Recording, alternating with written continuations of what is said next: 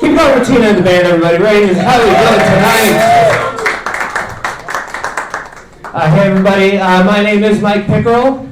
Some of you might actually recognize me from over there. That's where I was prior to now.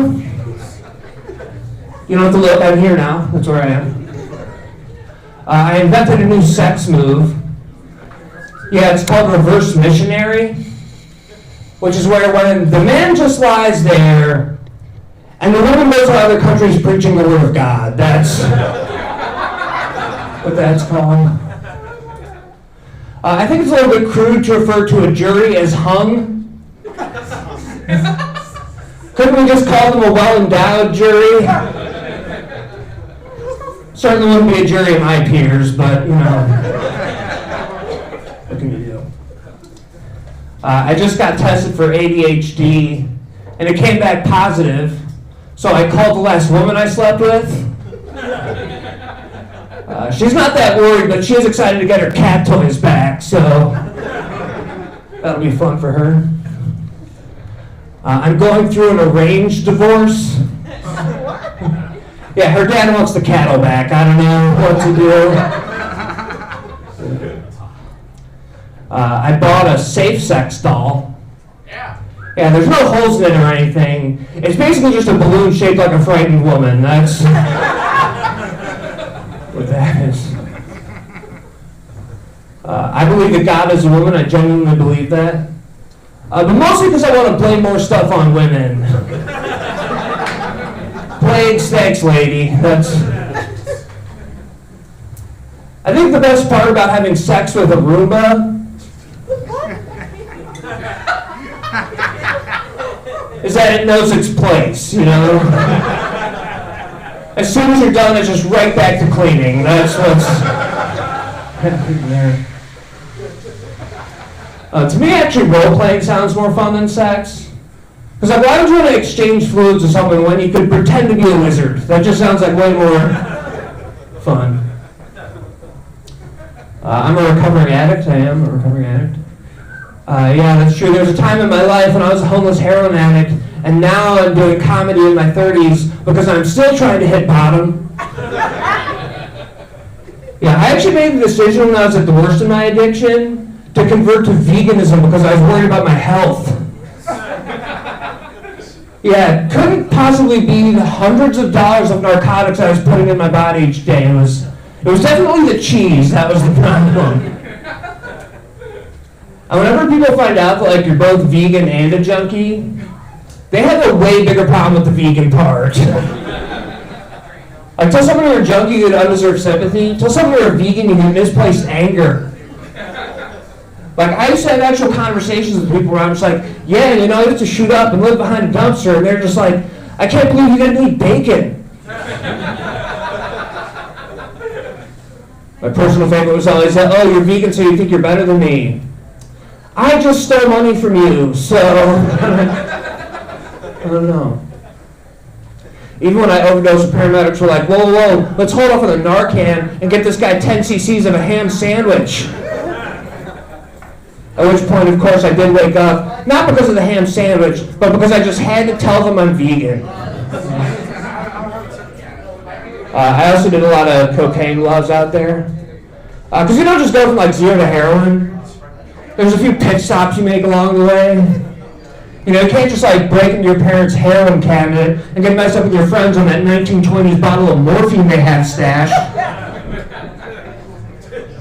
No, I think after weed, two paths diverge in scumbag woods. You either go the cocaine and narcotics route, or the mushrooms, acid, and fish concert route. Those are the...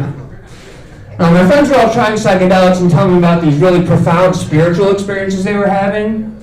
So I decided to give them a shot. At some point between when the world started breathing and the sun rose from the bottom of the ocean, I had the epiphany, you know, that the meaning of life really isn't any of my business. God's not waiting around heaven to tell the secrets of the universe to some shaggy-haired, smelly white dude. So I stuck with cocaine, and besides, cocaine spoke to me and it said, hey buddy, how much money you got? It's perfectly normal to know a guy named Magic.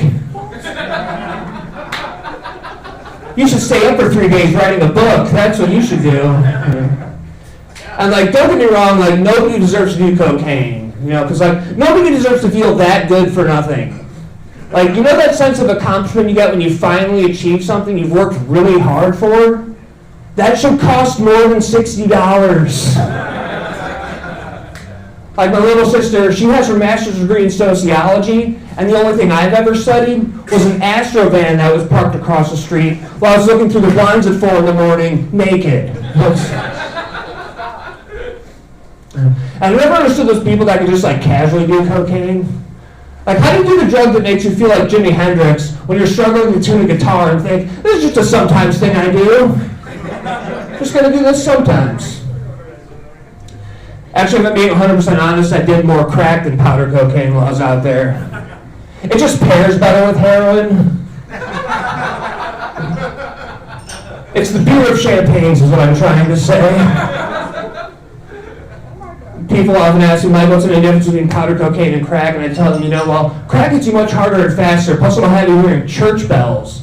So we'll be shaking hands with God and he'll be saying to you, Mike, you know that Adi had to write that book?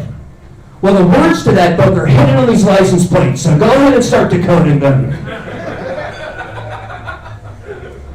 Now, like powder cocaine will make you want to start a business with your friend. Crack will make you want to burn that business down for the insurance money. That's what's happening there. And I know what you're all thinking, and I just want to set the record straight on one thing. I have never sucked a dick for drugs.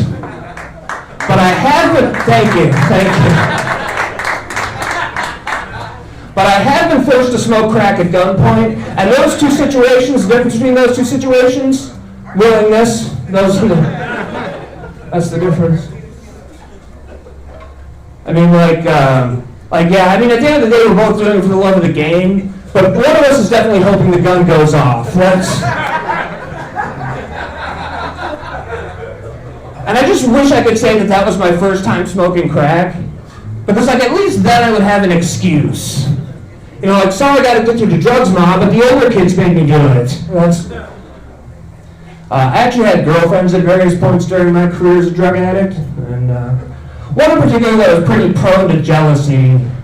And that was really frustrating for me because like I would go out and after a night of not cheating on her, still have to come home and lie straight to her face. That's what I had to do.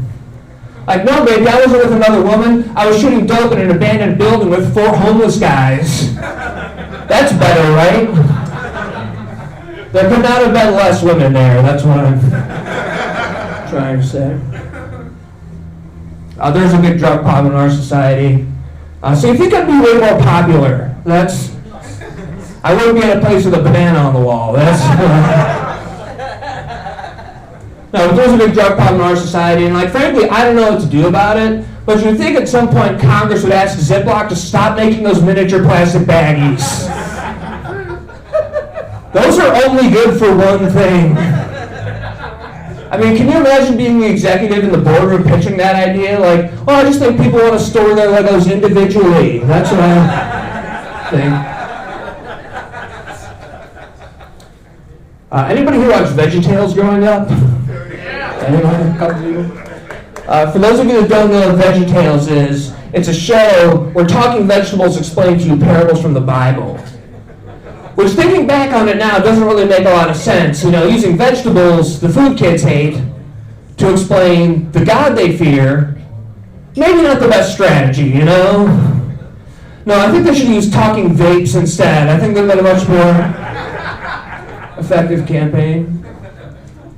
I mean, on the show you had the 2 characters, Bob and Larry, and they were like the regular Odd Couple, in that they were the 2 gay characters on a Christian children's cartoon show. At the end of each episode, they'd get electrocuted for some reason. I'm not really sure why. That's what happened. No, I used to love VeggieTales though, and I did. My friends would all make fun of me for it. And I used to have to just tell them, like, look, you guys need to shut up. I need to know what this talking broccoli thinks about adultery. I broke up with my ex-girlfriend. Yeah, she just needed to be reminded, I guess. And it's kind of a shame we broke up too. You know, she was really my type. You know, brunette, blue eyes, emotionally abusive. the 3 things I'm looking for in a relationship. But we just couldn't make work. We kind of had a codependent relationship, because like she was an active alcoholic, I'm a recovering junkie, so we kind of had that Sid and Nancy thing going on. Yeah, Sid Caesar and Nancy Pelosi. 2 people that don't make sense put together. So I'm single now and I'm kind of dating myself. Which for me just means I put on nail polish when I jerk off. That's what. Alright, I'm not kidding, guys. I don't know. Thanks so much.